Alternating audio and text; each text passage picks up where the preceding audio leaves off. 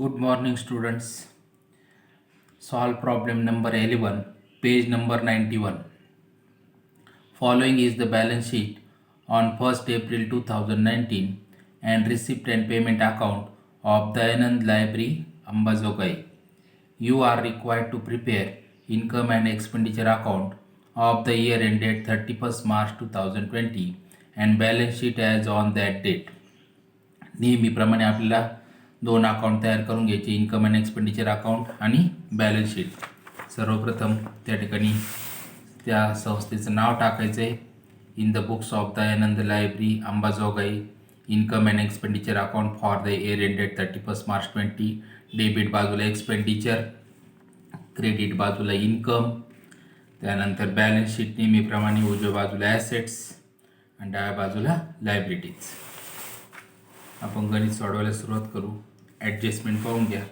Depreciation बुक्सवर आहे, फर्निचरवर आहे depreciation, 50% entrance फीजवर आहे, लाईफ मेंबरशिप्स कॅपिटलाइज करायची, त्यानंतर सबस्क्रिप्शनवर आहे आणि अनयुज्ड पोस्टल स्टॅम्प्सवर आहे.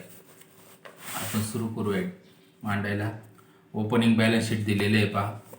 ओपनिंग बॅलन्स शीटमध्ये सुरुवातीला जे ॲसेट दिले आहेत पहा, फर्निचर 50,000 आणि बुक्स 6,50,500. हे दोन्ही पण ॲसेटला घेतले पहा. फर्निचर घेतले 50,000 आणि बुक्स घेतले 6,50,500. त्यानंतर स्टॉक ऑफ पोस्टल स्टॅम्प्स 500 हा ओपनिंग स्टॉक आहे. एक्सपेंडिचर बाजूला टू पोस्टेज लिहायचं, ओपनिंग स्टॉक 500 घेतलं आहे पहा. त्यानंतर इन्व्हेस्टमेंट्स इन सिक्युरिटीज 7,000. बॅलन्स शीटच्या ॲसेट बाजूला लिहायचं आहे, इन्व्हेस्टमेंट्स इन सिक्युरिटीज 7,000. त्यानंतर cash in hand 7,000, cash at bank 40,000. हे घ्यायचं नाही कारण रिसिप्ट बाजूला टू बॅलन्स ब्रॉडडाऊन तेच असतं पहा. मागील वर्षाचं बॅलन्स ब्रॉडडाऊन केलेला 7,000 40,000 हे नाही घ्यायचं. त्यानंतर लायबिलिटी बाजूला पहा, कॅपिटल फंड 7,50,000 आपल्याला माहिती आहे. बॅलन्स शीटच्या लायबिलिटी बाजूला लिहायचं, कॅपिटल फंड 7,50,000. त्यानंतर subscription received in advance 3,000. Income बाजूला लेस करायचं आहे आपल्याला. ते अगोदर सबस्क्रिप्शन लिहून ठेवायचं, बाय मेंबर सबस्क्रिप्शन, आणि त्याच्या खाली मागच्या वर्षी मिळालेले ते ॲड केलेत पहा. मागच्या वर्षाचे येते 3,000 हे ओपनिंग बॅलन्स शीट आहे. मागच्या वर्षाचे मिळालेत यावर्षी म्हणून ते यावर्षी ॲड करायचे आहेत आपल्याला. Add subscription received in advance 3,000 हे पहिले 3,000 याच्यात ॲड केलेले आहेत. त्यानंतर आउटस्टँडिंग एक्सपेन्सेस 2,000 दिलेले आहेत, परंतु पेमेंट बाजूला इथं दिले पहा, बाय आउटस्टँडिंग एक्सपेन्सेस पेड 2,000, म्हणून हे घ्यायचे नाही.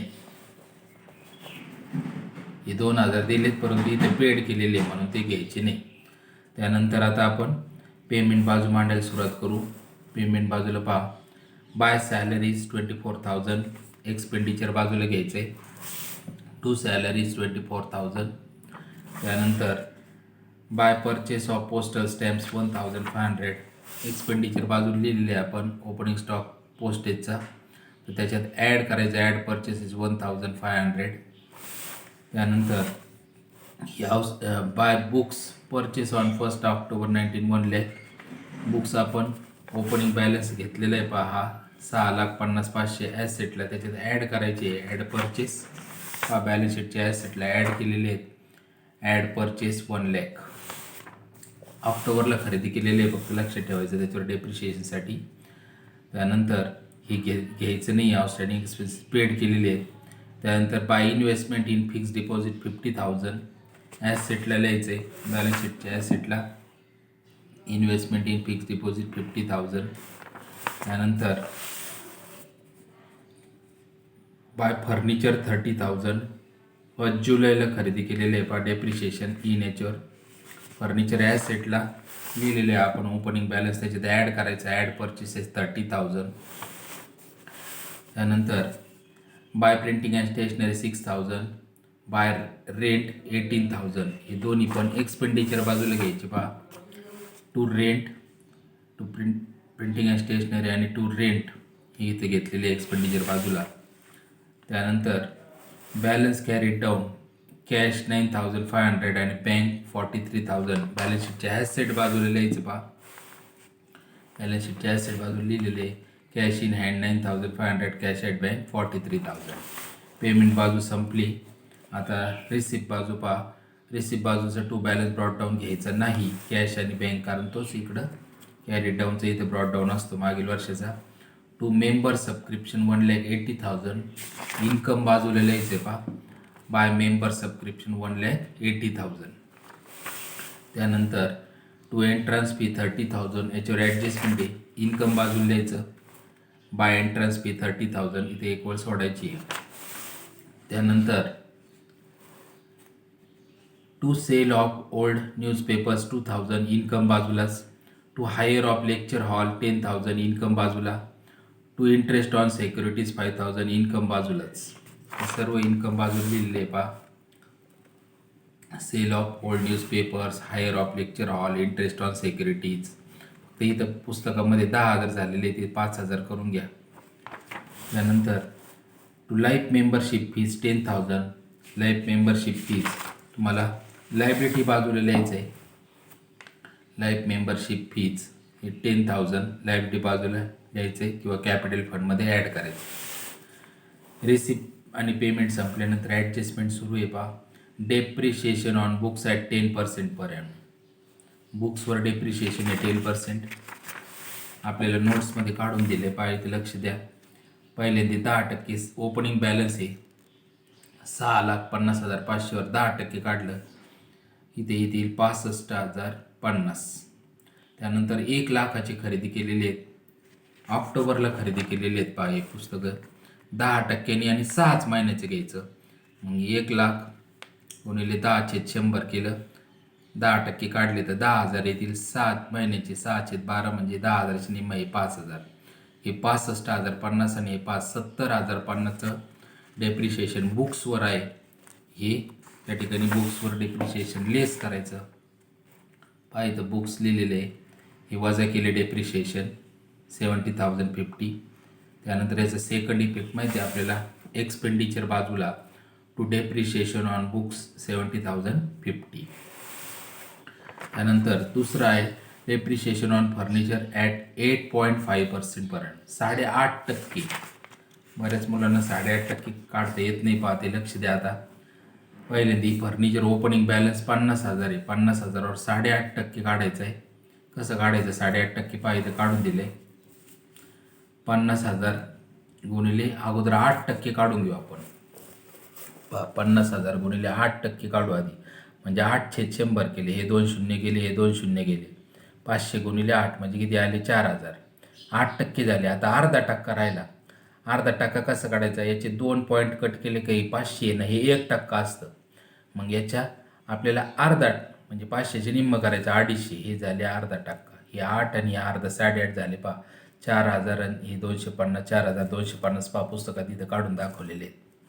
त्यानंतर आता परचेस केलेलं आहे फर्निचर 30,000च. त्याच्यावर 6 महिन्याचं डेप्रिशिएशन घ्यायचं आहे. परत एकदा त्या ठिकाणी 30,000वर तुम्हाला अगोदर 8% काढले पहा. 8/100 हे 2 शून्य गेले. 300 गुणिले 8 2400 आलं पहा. 8%. अर्धा टक्का हे 2 पॉईंट गेले. राहिलेले 1% आहे 300. अर्धा टक्का 150 म्हणजे हे झाले 2400 आणि 150 2550 हे झालं डेप्रिशिएशन.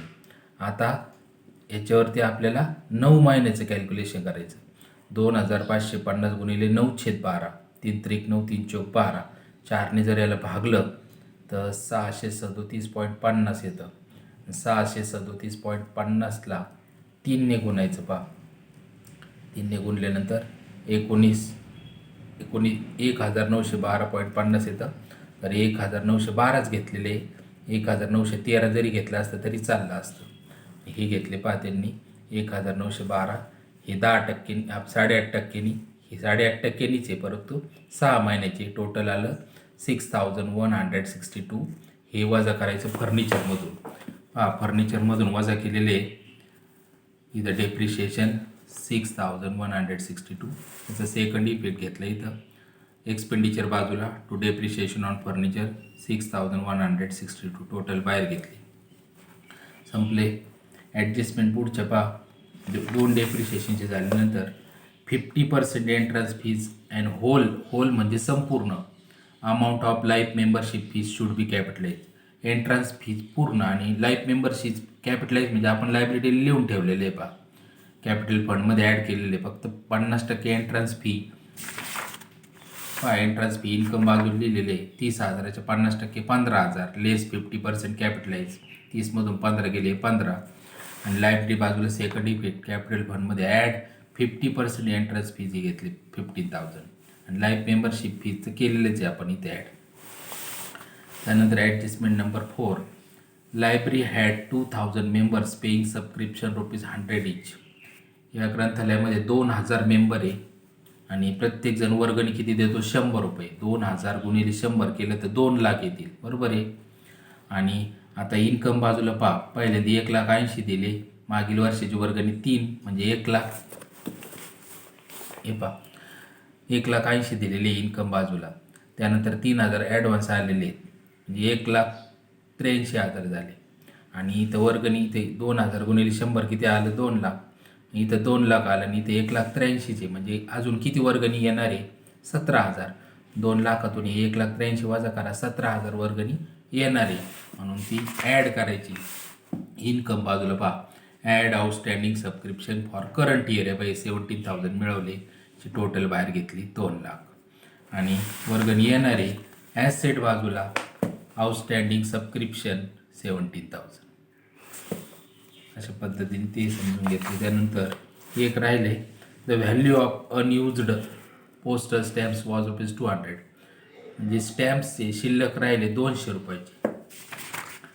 आपण एक्सपेंडिचर बाजूला लिहिलेले पोस्टेजचं स्टॅम्प्सचं ओपनिंग स्टॉक घेतला होता 500 ॲड परचेस 1,500 याची टोटल केली 2,000 आणि ही शिल्लक राहिलेली दिली ॲडजस्टमेंटमध्ये लेस क्लोजिंग स्टॉक 200 याच्यातून वजा केली 1,800. ही शिल्लक याचा सेकंड इफेक्ट ॲसेट बाजूला स्टॉक ऑफ पोस्टल स्टॅम्प्स इथं दिले स्टॉक ऑफ पोस्टल स्टॅम्प्स आणि इथे घेतले 200.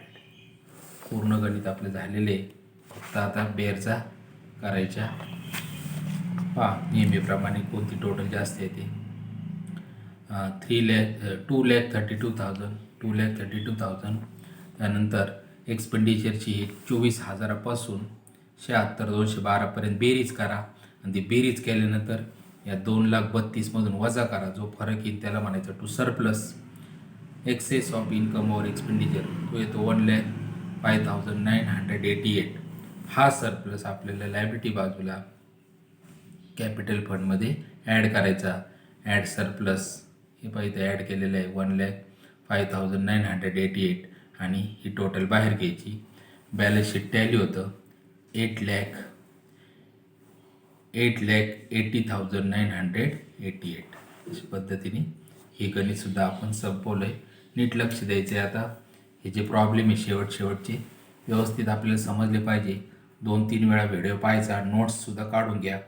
मी 8.5% कसे काढायचे ते पण सांगितलेले आहे.